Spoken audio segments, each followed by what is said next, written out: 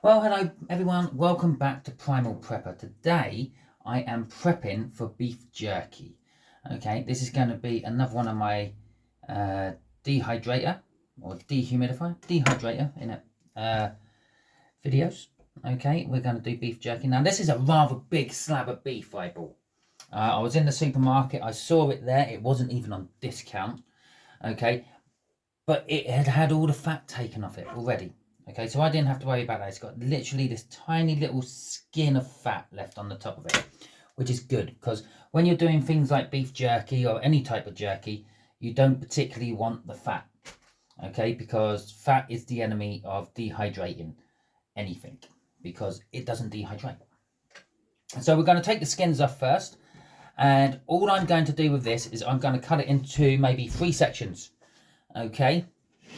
And then I'm going to stick it in the freezer for about an hour and a half to 2 hours just to help it firm up because it's a bit soft at the moment.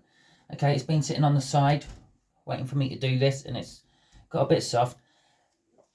When it's been frozen for a couple of hours, it starts to firm up. Obviously, we're not freezing it all the way up. It makes it easier to cut because we're going to have to cut these into 6mm strips. Okay, so what I'm going to do is I'm going to cut the first bit, and if you notice, I'm using a sharper knife this time. If you watched my making lard video, then you would notice I had a bit of a blunt knife when I was doing it. And the other good thing about cutting this as well is you can see if there's any other fatty areas, which we will have to cut out. Okay, so we're literally just going to cut this in 3, as I've already said. And then just on one of them, I will show you sort of like the rough thickness we have to cut them. Although you will see me do it on once I've actually frozen it up for a little while. Now, there's 2 ways of doing this. If you want a nice chewy cut or bit of jerky, you go against the grain. If you want a nice softer one, you go with the grain. It might be the other way around. I can't remember, and I haven't got my notes right in front of me. And if there's any cooks or chefs or anyone in the professional field of cooking saying that I'm using the wrong chopping board, to me, it's just a chopping board. Okay, so literally, we just want to cut this into like 6mm strips, and as you can see there, it's a little bit thicker than 6mm. That's maybe about 10mm. Okay, but where I started cutting it, it was about 6mm. And that's the problem with doing it when it's not firm, because as you push and squidge, it makes that move. What I'm going to do before we freeze this up though, is I'm just going to cut down that side there, where the fat was. So I've got the bulk of that fat out of that one. There's still a little bit there, but we can just, that's the other way you can do it. While it's not frozen, you can just literally pull your fatty bits off. Now, if you have a dog, you can feed your fatty bits to the dog. I'm pretty sure your dog will not mind a little bit of fatty beef. It will think, what a treat. It's better than that stuff you give me out of the tin. So there you go. That's got those 2 bits of fat off. If it has a little bit of fat in there, that is not a big deal. Okay, it's just, you just want to get rid of the bulk of it. You don't want a big huge chunk of fat while you're trying to do your jerky. And obviously, by cutting that out a little bit more, let's turn it this way so you can see a bit better. You can maybe, possibly, cut it a little bit better because it is smaller. Okay, but these would just end up going in the dehumidifier. Again, let's see, that's a bit thick at one side, really thin on the other. So it's probably not going to dehydrate very well. I'm going to wrap that in some plastic wrap, okay, shrink wrap, cling film, whatever you want to call it. Shove it in the freezer for a little while. Going to set the timer, come back to it.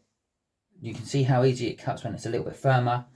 I won't be showing you all this cut. I'm just going to cut most of it off camera and then just show you the last little bits or the first little bits. And then we will go on to making the marinade, because that's what you do then next. Once you've got it all cut into 6mm strips, you throw it into marinade. Now I'm going to try a couple of different types of marinade. Now, I know there's McDonald's, a lot of people don't like it and all that, and especially preppers and things, and there's whole conspiracy theories about McDonald's as well and fast food chains. We're not here about conspiracy theories, we're here about preparing to survive when you need to. Okay, so I have kids, so when we go to McDonald's, we sometimes end up with extra sauces we don't use, and I keep them. They stay in the fridge, so if I ever need, like, I don't know, some barbecue and my barbecue sauces run out, I've got a little spare bit. Okay, and it's full of preservatives and all that. It's McDonald's after all. It's going to keep a long time. So I'm going to take all my pots and I'm going to make a barbecue one. I'm going to make a sweet chili one. And then I'm going to just make an ordinary marinade. Basically, some of these are just going to be marinated in barbecue sauce, sweet chili sauce. I might try watering them down with a little bit, maybe just a little bit of water or maybe a little bit of vinegar. I'm not entirely sure yet, but probably a little bit of vinegar because the extra acid in there probably won't hurt breaking down the meat particles as it's drying and marinating. So then that will marinate for 24 hours, okay, in my fridge. And so the humidifying part of it, or dehydrating part of it, I should say, will actually be happening tomorrow. It's not happening today. So, but you will still see it all on the film. Okay, so I'm going to sign off on this bit and catch you in a minute. Well, hello. It's been about 2 hours, okay. I've already cut some up and put some in. This is the barbecue one, okay, and this is the sweet chili one. Okay, so we'll see how they go. Obviously, we'll work that out when we do it all in the dehydrator. I've already done my marinades while I was waiting. Okay, obviously these are just sauces, and I've watered them down a little bit with a little bit of red wine vinegar, a little bit of water, just to mix them down. But I thought I'd get the last one out so you can see how putting them in the freezer for a couple of hours actually makes them easier to cut. And obviously you don't have to do this for just beef jerky. If you're doing a recipe of some description where you need to have thin slices of meat, okay, it is just as easy for that. This is gonna be like cack-handed for me because the camera's on the wrong side. I would cut from this side normally, and you won't really be able to see it very well. So wait a minute, I'll tell you what, if I do it this way, how about that? I can then work on that. So it's just, if you cut down there, I'm making a meal of that cut, weren't I? There you go, see, nice and pretty much regular. Keep it on the board, pretty much regulated, and it doesn't move as round, nowhere near as much. Obviously, the thicker the meat is, or the bigger the meat is, maybe the longer it will take in the freezer. And I won't be putting that in one go, because that's quite a big slab of meat. That's like nearly the palm of my hand. So I'll probably cut that, I don't know, in half, one way or another. It does also have this slight bit of fat on the edge there, and this bit of fat in the middle there still. I'll probably trim them out as I'm doing all my trimming work and cutting them down into smaller bits. Okay, so you don't need to see me cut through the rest of this. If you're into making jerkies and beef jerkies, and you can make chicken jerkies, you can make fish jerkies, you can make pork jerkies, there's all sorts of jerkies you can make. Obviously you can find all the recipes on the internet, just how I did for this one. I will admit this is not my first beef jerky I've made. I did try one just with a little bit of steak I had in my freezer, and it turned out quite well. And everyone who tried it said it was really good, which is always a bonus in it when they say that the things you've done are really good. Yeah, you can actually get a device what does cut your meat down for you into a certain size. Okay, obviously your butcher could do this for you if you wanted to. They will have like the beef slicers and not the beef slicers, the bacon slicers, the ham slicers and things where they cut their ham. Now they are normally, let's just cut that little bit off there, because that's starting to, this could have done with being in a little bit longer. It's still a little bit squishy. But yeah, the ham slices and things normally cut to about 6 to 7 mil, sort of like a thickness of a gammon steak. Okay, because that's how they do their gammon steaks, obviously. So you could ask them, they might be able to do this for you if you want. if that's what you're planning on doing with all your steak, or your beef or your whatever. On the other side of the coin, if you had a bit as big as this one, you could have cut it in half, roasted half of it for your Sunday roast, and used the other half of it for your jerky. That would not be an issue either. It's up to you, really. It's how you want to do it. And this is, I like my beef jerky, so I'm going to do a lot of it. Probably it will all be eaten long before it's getting to the point where it would need to be thrown out.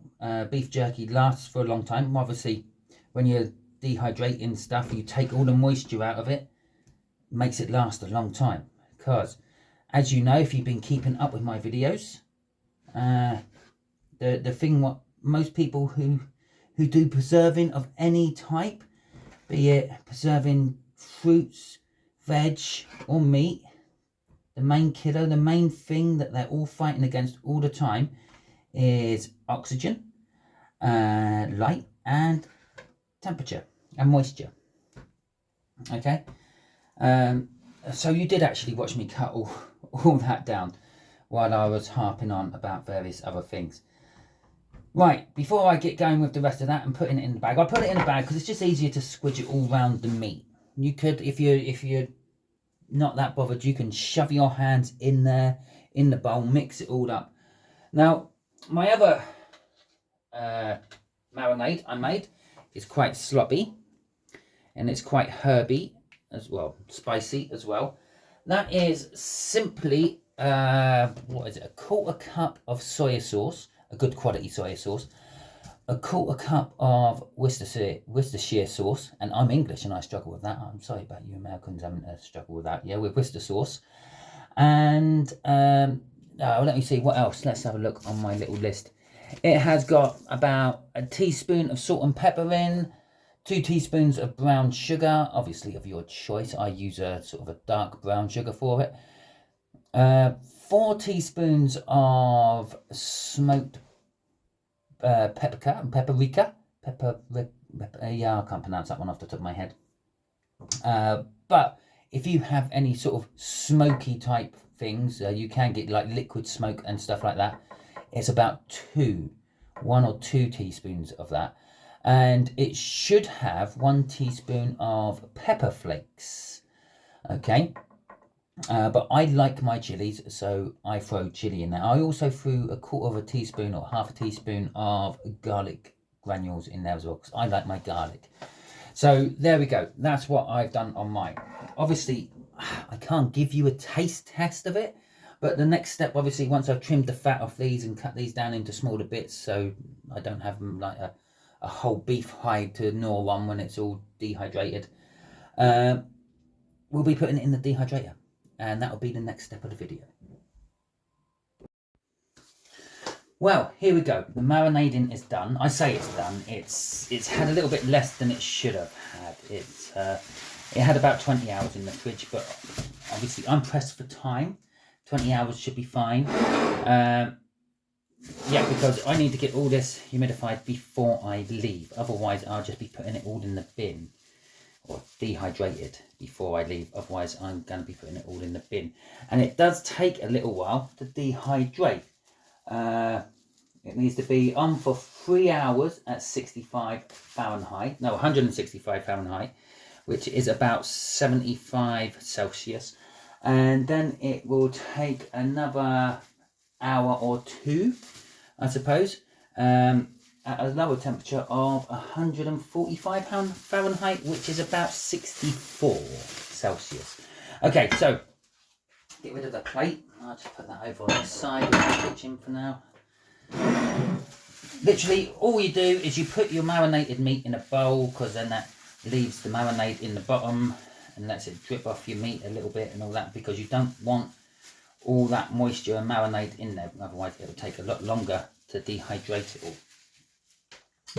Obviously, put the bag in the bin. Before you get your fingers all dirty and mucky with that, lay out some kitchen roll or towel or whatever you call it in your neck of the woods. There you go. There's something you can throw in the comments. What do you call this in your neck of the woods? Is it kitchen roll, kitchen towel, kitchen paper? Yeah, you tell us. Okay, I'm going to double fold that so it's like that.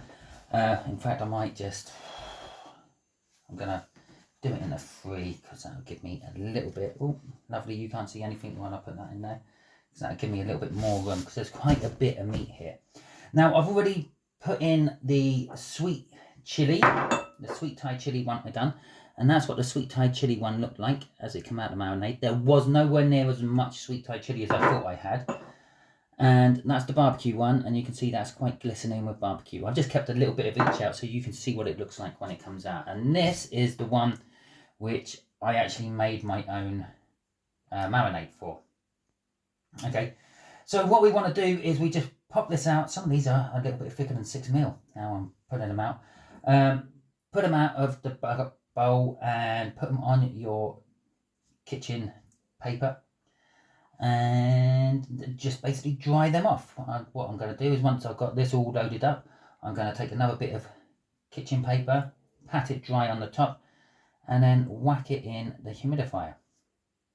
What else can I say about it, really? That's pretty much it. I probably won't do the whole thing. I'll probably get about half this bowl or 3/4 of this bowl on this bit of paper and then do the last little bit off camera. And yeah, I'll probably end up with about 4 stacks. I have 5 on this particular dehumidifier or dehydrator, whatever you want to call it. Remember that. Obviously, wash your fingers off before you grab your kitchen roll, kitchen paper. Otherwise, it's going to end up getting all covered in beef juices and marinade. So there you go, we're just tapping it off like that. Obviously, in the end world scenario, when we're having doomsday and all that, yeah, you might not have ready supplies of kitchen roll to waste on doing things like this. And an old white sheet or an old linen sheet will do, I suppose. Anything like that. Anything you can use just to dry it off. And then we'll put that just in there. That's going to take for ages, that one. We'll put all that in there. And that will be it, pretty much. Now, you don't need to see me doing all this. It wants to have a little bit of a gap. None of the meat wants to be touching when it goes in there. And we'll put all that in. And then once I finish that, I won't show you turning it on and all that because that's just bog standard stuff. But once it's all cooked, I will put it out, or when I'm checking to see if it's cooked as well, or not cooked, dehydrated, I'll put it out. You can have a look, see what it looks like, see when it's ready, and the likes. So the first 3 hours are up, and it is time just to turn it down. We have to bring it down to 145 Fahrenheit, or about 64 degrees, 64, 65 degrees Celsius. Okay, let's just have a quick look at what we got. We have got the beef. It still feels a bit tender. It's a bit squidgy still, if you can see. When you bend it, it should sort of like crack but not fall apart. That's when it's ready. But it shouldn't be ready yet anyway, because it's still got about another 2 hours to go. This is a bit of the sweet Thai chili, and again that's still a bit squidgy and tender. And we have the barbecue one there, and as you can see it's still flopping about a bit, so that needs some more time as well. So, oh, and my fingers are now slippery. So I put the lid back on that, and I will wash my hands and all that, but you don't need to see. Well, that should just about do it. Okay, it's been on for about 2.5 hours. Well, the top trays have been on for about 2.5 hours. The bottom 3 trays were done after about 1.25 hours on the lower setting. So all in all, about 4.5 to 5 hours. Okay, the top ones are now sort of, yeah, done, dusted. If you look, they sort of bend and crack, but they don't break, which is what we're after. Okay. These ones are the ones I done with my concoction I made. These are the barbecue ones, which were just done with barbecue sauce. I have tried one. It's a little bit on the tasteless side. It gives a nice creamy texture as you're chewing it though. And these are the sweet chili ones, and I haven't actually tried one of these ones. I'll try that one with a bit of sweet chili on. I'm going to put you on pause as I'm munching through that because you don't want to hear that. And even though that had a chili seed on it, it's kind of lost its kick, but it is still quite sweet, which was nice. I'll let the bottom ones cool down. I have tried the bottom ones before. I've tasted them before. I'm not going to taste another one of them now for you here, but I can tell you that it's got a salty Worcestershire sauce taste, okay, to it. By my liking, it's a little bit on the too salty side, but everyone else who tried my first batch said it was really good and they liked it. So maybe I'm just a bit of a wuss when it comes to the saltiness of things. But there you go. Done some beef jerky now. Get yourself one of these. They're fantastic little bits of kit. Okay.